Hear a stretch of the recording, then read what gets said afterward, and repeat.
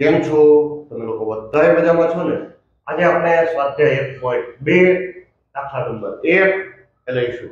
દાખલાની રકમ આપી છે કે સાબિત કરો કે વર્ગમૂળ 5 અસમય છે. ચાલો તો આપણે સૌથી પહેલા વર્ગમૂળ 5 જે સમય છે એ ધારી અને આપણે દાખલો ગણશું. ચાલો તો આપણે સૌ પહેલા શું લખશું કે ધારો કે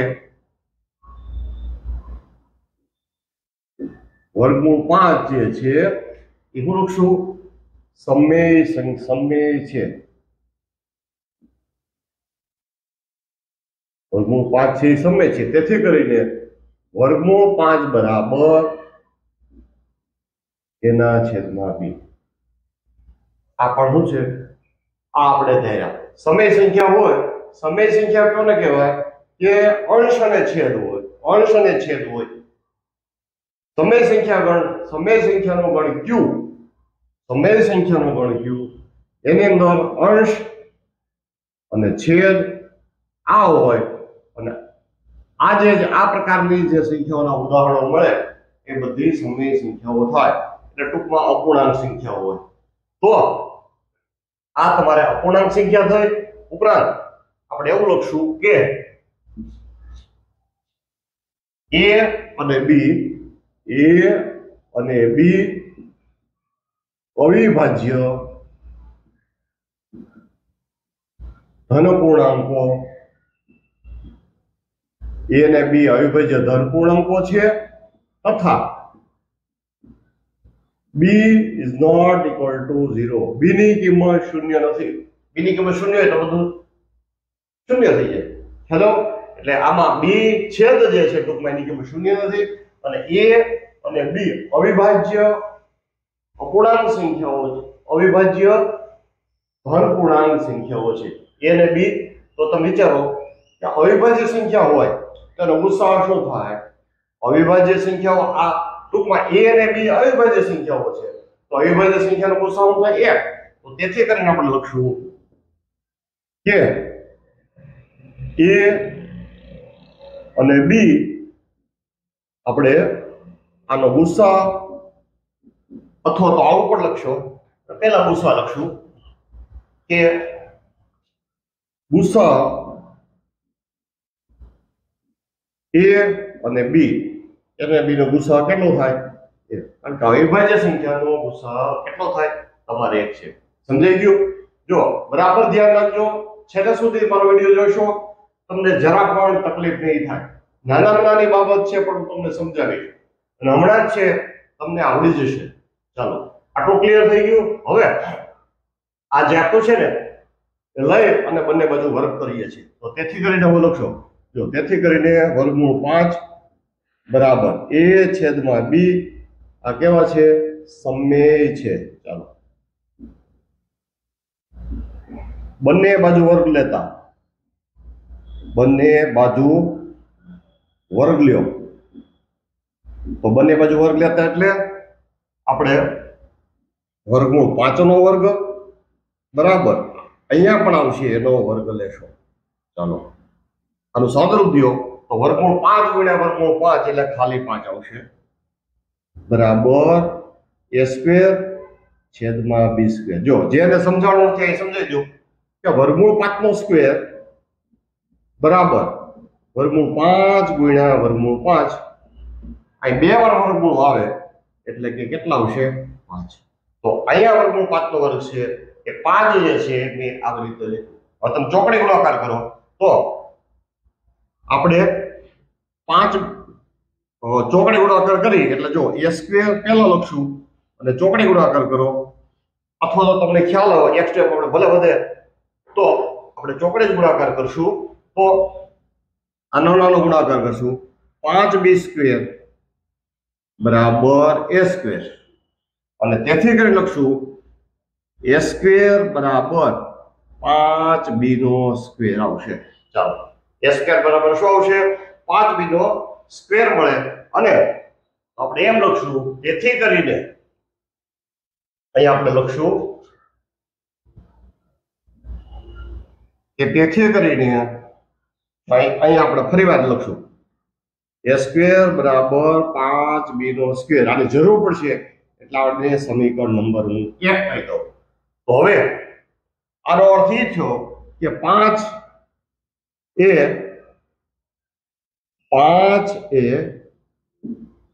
a સ્ક્વેર નો અવયવ છે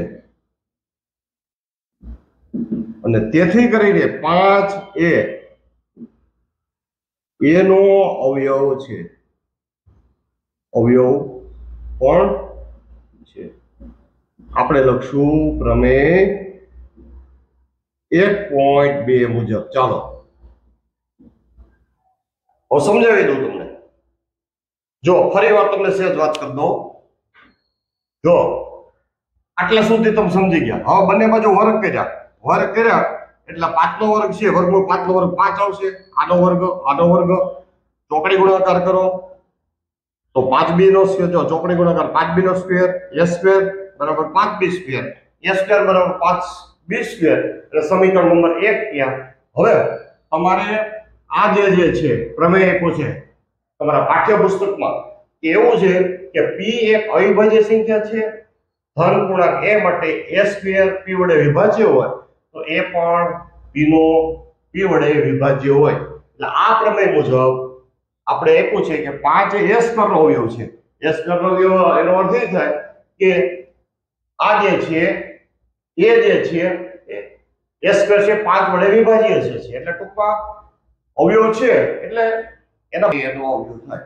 આટલા સુધી જો તમને આવડી જાય તો બાકીનો જે પછીનો આપણે પાઠ સાબિત કરવાનો છે. આની કોપી જે છે, દાખલો અઘરો નથી. સરસ રીતે એકાદ વાર તમે જોશો, મારો વિડીયો સમજવા પ્રયત્ન કરશો તો દાખલા ખૂબ સરળ છે. ચાલો હવે આપણે આગળ લઈએ. આટલા સુધી તો તમને સમજાઈ ગયું છે. હવે જો થોડુંક જ છે તો હવે થોડોક પાર્ટ્સમાં ફેરફાર થશે.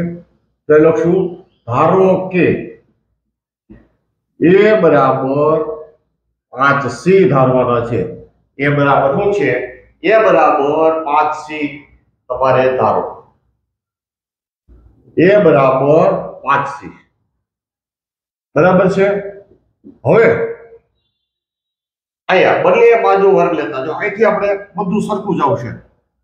બંને બાજુ વર્ગ લેતા તો લખશું બંને બાજુ શું લેશું? વર્ગ લેતા. ચાલો બંને બાજુ વર્ગ લઈ લ્યો તો શું છે? a સ્ક્વેર બરાબર કૌંસમાં 5c નો સ્ક્વેર. કૌંસ છોડ નાખો તો a સ્ક્વેર બરાબર 5 નો વર્ગ 25 c નો સ્ક્વેર. આને સમીકરણ નંબર 2 દો. તેથી કરીને આપણે એમ લખશું કે તેથી કરીને સમીકરણ 1 અને 2 પરથી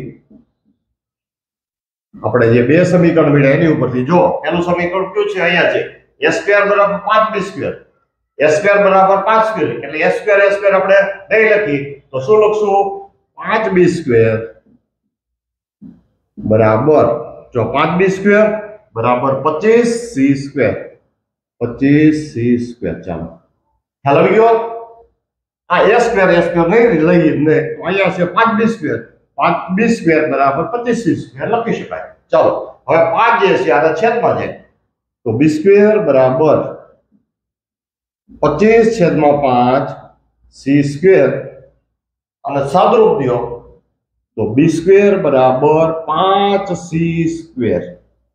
25 એટલે 5c સ્ક્વેર આવે.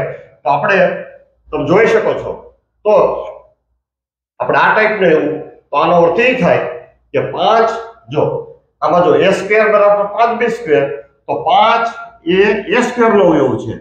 જો a સ્ક્વેર બરાબર 5b સ્ક્વેર તો 5 એ a સ્ક્વેર નો અવયવ છે. આ પ્રમાણે ચાલવાનું છે. તો આપણે એમ લખાય તેથી કરીને 5 એ કોનો અવયવ છે? b સ્ક્વેર નો અવયવ છે. અને તેથી કરીને 5 એ આમાં a નો અવયવ છે તો 5 એ શું છે? b નો અવયવ છે. અવયવ પણ અહીં શું લખ્યું છે? અહીં લખશું પ્રમેય 1.2 મુજબ. ચાલો આટલા સુધી પણ હું માનું છું તમને મુશ્કેલી પડી ન હોય. બહુ સહેલું છે, આટલું જ આપણે આવડી જાય એટલે બાકીનો જે આ ભાગ છે તમને આવડી જાય. હવે તમારે શું કરવાનું છે? હવે તમારે છેલ્લું સ્ટેપ હવે આપણે રહેશે. તો હવે જો આ બધું રાખશું એટલે તમને સમજાઈ જશે. ચાલો આટલું વાંચું છું તમારા માટે. હવે અહીંયા આપણે એક લખ્યું છે, આપણે આ જ અગત્યનું જો ફરી વાર રિપીટ કરું છે. અહીં લખશું 5 એ કોનો અવયવ જે છે? એનો અવયવ છે. એનો અવયવ છે. અને અહીંયા હું લીખું 5 એ બી નો અવયવ છે.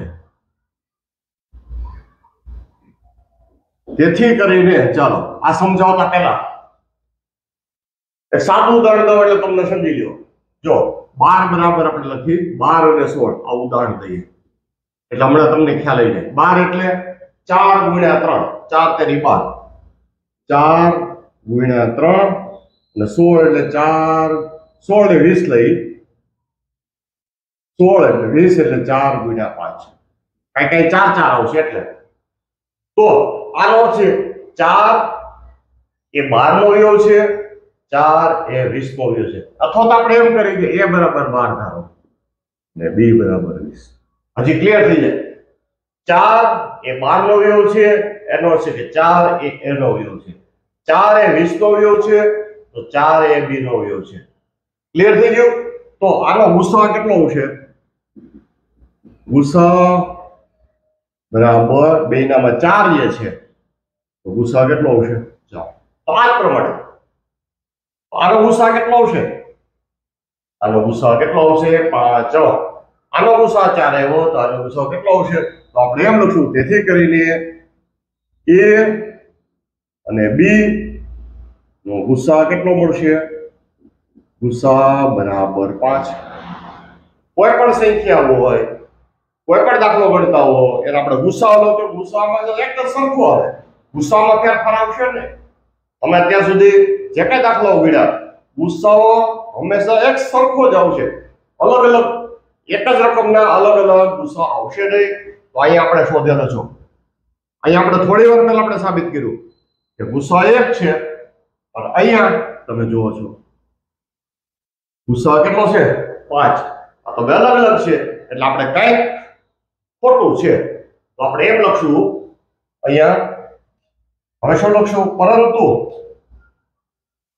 આપણે લખશું પરંતુ